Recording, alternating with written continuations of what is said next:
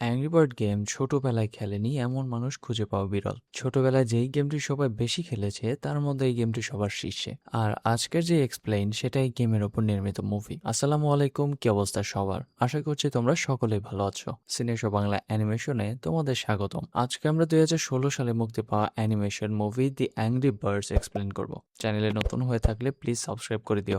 So without any further delay let's get started our today's video. মুভির শুরুতে আমরা red নামের একটা পাখিকে দেখতে পাই, যে কিনা খুবই দ্রুত দৌড়াচ্ছিল। আসলে একটা ডিমকে সে সেফলি নিয়ে যেতে যেতে একটা পরিবারের কাছে পৌঁছে যায়। সেখানে তার আবার একটা কেক ডেলিভারি দেওয়ার কথা ছিল। তো দরজা খোলার পরে সেই বাড়ির মালিক বলে, তুমি অনেক দেরি করে ফেলেছো, আমাদের পার্টি তো শেষ হয়ে গিয়েছে, এখন তুমি তোমার কেক আর নিজেকে নিয়ে এখান থেকে চলে যাও। তখন রেড বলে যে আপনি যেই সময়টা দিয়েছিলেন আমি ঠিক সেই সময়ে এসেছি, শুধুমাত্র কেকটা হয়তো একটু ভেঙে গিয়েছে, কিন্তু আমি একদম সঠিক সময়েই পৌঁছে গিয়েছি, আপনি ঘড়ি দেখুন। কিন্তু তারপরেও সেই লোক রেডকে কেক নেওয়া থেকে নিষেধ করে দেয়। এই কারণে রেড খুবই রেগে যায় এবং রাগের মাথায় সে কেকটা সোজা ওই লোকের মুখে মেরে দেয়। তো কাকতালীয় ভাবে তার পা কেকের ওপর পড়ে সে স্লিপ করে এবং সে একটা ডিমের ওপরে পড়ে যায়, যেটা থেকে আবার একটা পাখি বেরিয়ে আসে। এইখানে আমরা দেখতে পাই রেডের আসলে কোনো বন্ধুই ছিল না, কিন্তু অন্য সব পাখির নিজেদের বন্ধু ছিল।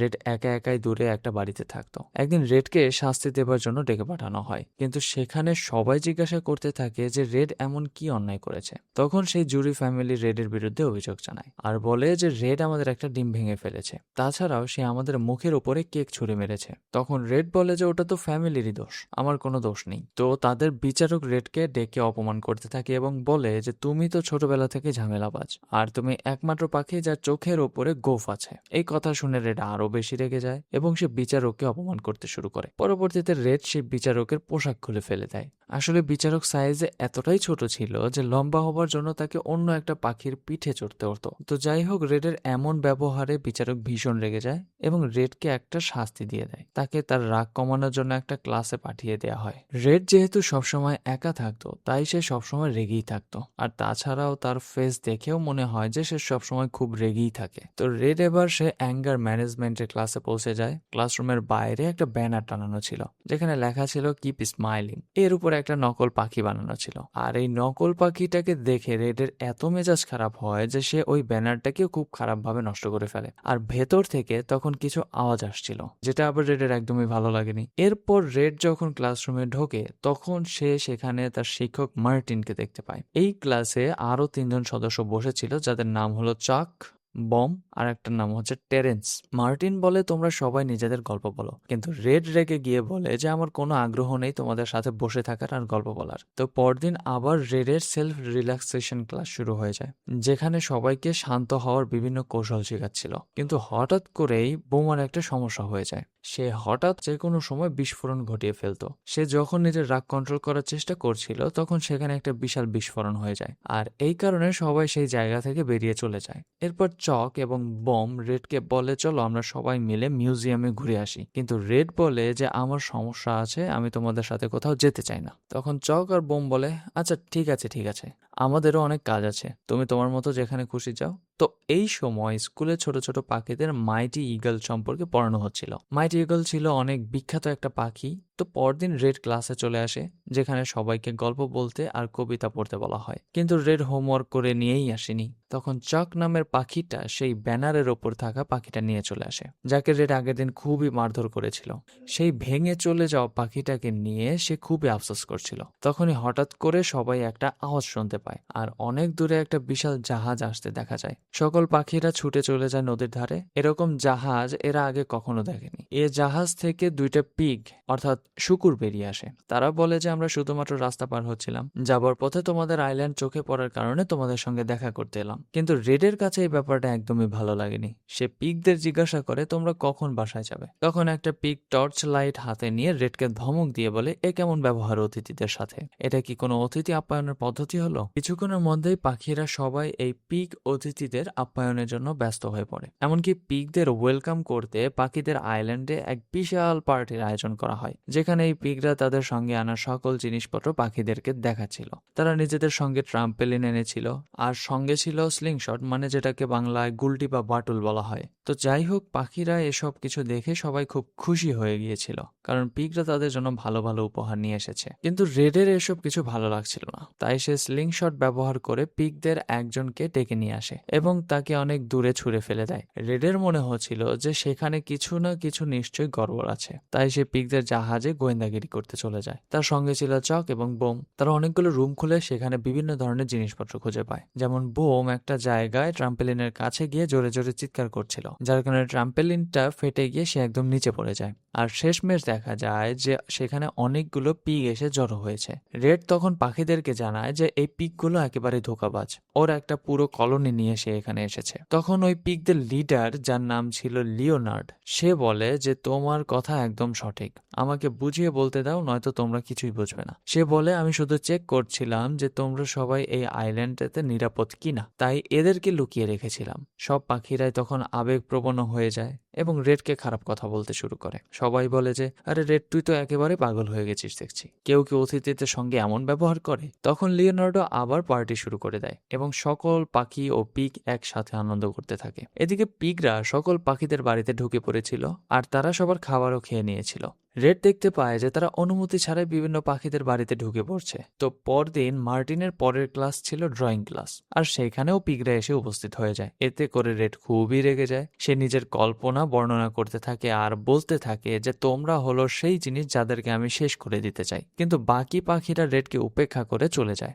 রেড এরপর দেখতে পায় যে এবার তো আরো একটা জাহাজ এসে গেছে, যার ভেতরে অনেকগুলো পিগ লুকিয়ে আছে। রেডের প্রশ্ন ছিল যদি ওরা শুধু দেখাই করতে আসতো, তাহলে এত পিগ কেন এখানে এসেছে? এই কথা কেন কেউ বুঝতে পারছে না, সেটা রেডের মাথায় ঢুকছিল না। তখন সে বলে যে এখন তো আমাকে মাইটি ইগলের সাহায্য নিতেই হবে, কারণ সেই আমাদের একমাত্র এই সমস্যার হাত থেকে বাঁচাতে পারবে। সে তার বন্ধু চাক এবং বোমকে নিয়ে রওনা দেয় মাইটি ইগলের পর্বতের দিকে। তো অনেক দিনের দীর্ঘ সফরে তাদেরকে শীত, গরম, পানি আর অনেক কিছু সহ্য করে সেখানে পৌঁছাতে হয়। তো ফাইনালি তারা পাহাড়ে পৌঁছেও যায়। চক এবং বম সেখানে একটা ঝর্ণার পানি দেখতে পায়। ওরা দুজন ঝর্ণার পানি দেখে সঙ্গে সঙ্গে তাতে লাফিয়ে পড়ে এবং মজা করার জন্য সাঁতার কাটতে থাকে। রেড বলে যে একবার ভালো করে দেখে নেওয়া উচিত। তারপর দেখা যায় যে যেই পানিতে তারা সাঁতার কাটছিল সেখানে মাইটি ইগল প্রসব করত। বেচারা চক এবং বোম তখন নিজেদেরকে ভালোভাবে পরিষ্কার করতে শুরু করে দেয়। এরপর মাইটি ইগল ওদের সাথে দেখা করার জন্য ডেকে পাঠায়। সেখানে রেড বলে যে আমাদের আপনার সাহায্যের দরকার,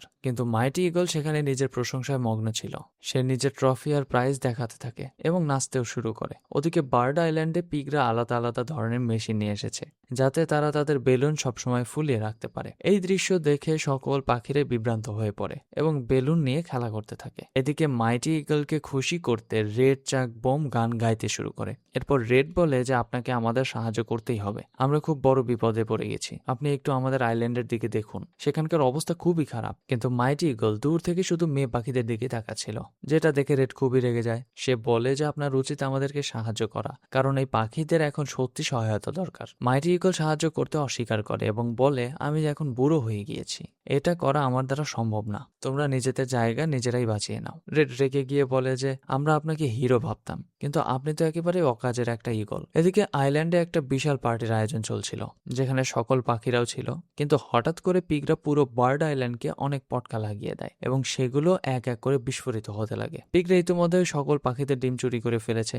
রেড বলে যে আমাদের দ্রুত এটা সবাইকে জানাতে হবে, তাই চাকে পার্টিটা থামানোর জন্য দ্রুত ছুটে চলে যায়। ওদিকে রেড আর বোম পিগদের থামানোর চেষ্টা করে। রেড বোমকে বলে যে তুই শুধু ফেটে যা, যাতে পানিতে একটা ঝাঁকুনি তৈরি হয় আর পিগরা ডিম নিয়ে পালাতে না পারে। কিন্তু বোম সেটা কিছুতেই করতে পারছিল না। এই সময় পিগরা তাদের জাহাজের পাখিদের সকল ডিমগুলো নিয়ে চলে আসছিল। তখন সকল পাখিরা বুঝতে পারে যে রেডের কথা না শোনাটা তাদের কত বড় ভুল হয়েছে। তারা রেডের কাছে ক্ষমা চায় এবং তাকে নিজেদের নেতা বানিয়ে ফেলে। তারপর তারা জিজ্ঞাসা করে যে এখন আমাদের কি করতে হবে। রেড বলে যে তোমাদের সকলের প্রথম কাজ হলো এত ইনোসেন্ট না হয়ে প্রচন্ড রাগী হতে হবে। যতক্ষণ না আমরা অ্যাংরি হচ্ছি ততক্ষণ পর্যন্ত আমরা একসঙ্গে লড়াই করতে পারবো না। এখন সকল বড় বড় পাখিরা ছোট ছোট পাখিদের অ্যাংরি বানানোর চেষ্টা করছিল। তারপর তারা সবাই মিলে পানিতে যাবার জন্য একটা নৌকা বানিয়ে ফেলে। ওদিকে দেখা যায় যে গত কয়েকদিন লিওনা ছিল এই পুরো পরিকল্পনার নেতা, যে কিনা এখন একটা পিগ আইল্যান্ডে ক্যাসেলের ভেতর রয়েছে। সে হলো এই পিগ আইল্যান্ডস এর রাজা। সে সকল পিগদের বলে যে আজকে আমরা খাবারে পাখিদের ডিম অমলেট করে খাবো। অন্যদিকে সকল পাখি এখন মাউন্টেনে পৌঁছে গিয়েছে আর তাদের সামনে ছিল সেই প্লেন যেটা থেকে তারা স্লিংশট ব্যবহার করে ক্যাসেলের ফেস্টিভ্যালে পৌঁছানোর পরিকল্পনা করছিল। আর একে একে সবাই মারতেও শুরু করে, কিন্তু তারা কেউই ঠিকমতো পৌঁছাতে পারছিল না। এই পুরো দৃশ্যটা মাইটি ইগল এক কোণে বসে দেখছিল এবং সে হাসছিল। সে বুঝতে পারে যে এবার হয়তো তার পালা এসে গেছে। রেড বলে যে এবার আমার শট নাও, আমি ঠিক পৌঁছে যাব। আর সে সত্যি সত্যি নিখুঁত শটের মাধ্যমে জায়গাতে পৌঁছে যায়। ওদিকে পিগরা তখন সবাই ডাইনিং টেবিলে বসেছিল আর লিওনার্ড বুঝে যায় যে সব দিক দিয়ে পাখিরা তাদের ওপর আক্রমণ শুরু করে দিয়েছে। এই কারণে সে পিগদের ভর্তি করে একটা এরোপ্লেনে উড়িয়ে দেয় এবং পাখিদের ওপরে হামলা করতে বলে। এদিকে চাক আর বোমও রেডের পিছনে চলে এসেছে। ওরা এখন সবকিছু জেনে গিয়েছিল যে কোন কোন ঘরে ডিমগুলো রাখা আছে। এই বোকা পিগগুলো সেই ঘরের দরজার সামনে লিখে রেখেছিল এখানে কোনো ডিম নেই। তো আমরা তো জানি যে চাক ঘুরে ঘুরে কত দ্রুত একটা জায়গা থেকে অন্য জায়গায় যেতে পারে। আর এখানে দেখা যায় যে চাক সেই ক্ষমতা ব্যবহার করে সকল পিগগুলোকে ব্যস্ত রাখে আর ওদিকে ফাঁকি দিয়ে কিচেন রুমে ঢুকে পড়ে। সেখানে রেড সকল ডিমকে বাঁচানোর চেষ্টা করছিল, কিন্তু পিগেরা সকল ডিমগুলো ততক্ষণে ধরে এনে সিদ্ধ করার জন্য একটা কন্টেইনারের কাছে নিয়ে গিয়েছিল। এই সময় মাইটি ইগল সেখানে পৌঁছে যায় আর সে উড়ে এসে ডাইনিং টেবিলে পড়তেই অজ্ঞান হয়ে যায়। পরবর্তীতে রেড আবারও তাকে জাগিয়ে তোলে। এরপর মাইটি ইগল ডিমগুলোকে নিয়ে উড়ে যেতে লাগে, কিন্তু সেই সময় সেই গরম কন্টেইনারের মধ্যে থাকা গরম পানিগুলো পড়তে শুরু করে। এই কারণে রেড এবং লিওনের উপরে উঠে পড়ে আর বাকি সব পিগদের দরজা বন্ধ করে দেয়। এদিকে ওরা যখন ডিমগুলো নিয়ে চলে যাচ্ছিল তখন একটা ডিম নিচে পড়ে যায়, এজন্য রেড ওখানে থেকে যায়। এদিকে দেখা যায় যে মার্টিনরা পিগদের অনেক কড়া মার দিচ্ছিল। অন্যদিকে রেডরা ভাবছিল যে পথ দিয়ে পিগরা আসছে আমি যদি সেই পথটাই ধ্বংস করে দেই তাহলে ওরা আর কোনোভাবেই আসতে পারবে না। ঠিক তখনই একটা বিশাল পাথর নিচে পড়ে যায় এবং রেড ও লিওনার্ডো যেখানে পড়ে যায় সেখানে অনেকগুলো বোমা রাখা ছিল। রেড তখন বুঝে যায় যে কিভাবে লিওনার্ডোকে হারাতে হবে। সে ভীষণ চালাকির সাথে লিওনার্ডোকে কথার জালে ফাঁসিয়ে রাখে যাতে করে কন্টেইনারের উপর সে এসে পড়ে এবং সমস্ত বোমা তথা পটকাগুলো জ্বলে ওঠে। আর ঠিক এমনটাই ঘটে যেখানে রেড লিওনার্ডোকে মাটিতে ফেলে দেয় আর তারপরে তার কাছ থেকে সেই ডিমটা ছিনিয়ে নেয়। এরপর কন্টেইনারটা লিওনার্ডের উপরে গিয়ে পড়ে যেখানে বড় একটা বিস্ফোরণ ঘটে। সবাই মনে করে যে এই বিস্ফোরণের কারণে হয়তো রেড মারা গিয়েছে। এদিকে সমস্ত পাখিরা তাদের নিজেদের ডিম পেয়ে গিয়েছিল, কিন্তু নীল রঙের সেই দম্পতির ডিম পড়ে গিয়েছিল। তারা সবার মধ্যে খুবই মন খারাপ করে দাঁড়িয়েছিল, কিন্তু তখনই ধ্বংসস্তূপের মধ্য থেকে রেড সেই নীল পাখির ডিমটি নিয়ে আসে। ডিমটার ভেতর থেকে ইতিমধ্যে ছোট ছোট তিনটা খুবই কিউট ব্লু রঙের বাচ্চা বেরিয়ে এসেছে। তো এখন ছোট ছোট সেই নীল পাখিগুলোর বাবা মা রেডকে ডেকে অনেক ধন্যবাদ জানায় এবং সেই সাথে তারা মাইটি ইগলেরও অনেক প্রশংসা করতে থাকে। এরপর তারা সবাই মিলে বার্ড ল্যান্ডে ফিরে যায়, যেখানে বার্ড ল্যান্ডের মধ্যে বাকি পাখিরা মিলে উপহার হিসেবে রেডকে একটা সুন্দর বাড়ি বানিয়ে দেয় আর সকল ছোট ছোট পাখিরা রেডের জন্য গান গাইতে শুরু করে।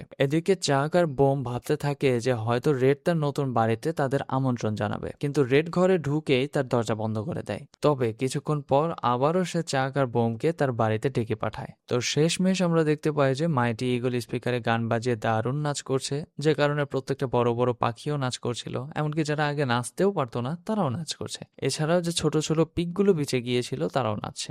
আর এই সুন্দর মুহূর্তের মধ্য দিয়ে আমাদের এই মুভিটি এখানেই শেষ হয়। এই মুভির দ্বিতীয় পার্টও আছে, দ্বিতীয় পর্ব দেখতে চাইলে কমেন্টে 2 লিখে কমেন্ট করো। তোমাদের থেকে ভালো রেসপন্স পেলে আমরা অবশ্যই পরের সপ্তাহে এই মুভির দ্বিতীয় পার্ট নিয়ে আসবো। যাই হোক, ভিডিওটি ভালো লাগলে একটি লাইক, কমেন্ট এবং শেয়ার করতে ভুলো না। এরকম আরো ভিডিও দেখতে চাইলে চ্যানেলটি সাবস্ক্রাইব করে পাশে থাকা বেল আইকনটি অল করে দাও, যেন আমরা ভিডিও আপলোড করলে তোমাদের কাছে পৌঁছে যায়। তো দেখা হচ্ছে নেক্সট কোনো ভিডিওতে। ততক্ষণ ভালো থেকো, সাবধানে থেকো। আল্লাহ হাফেজ।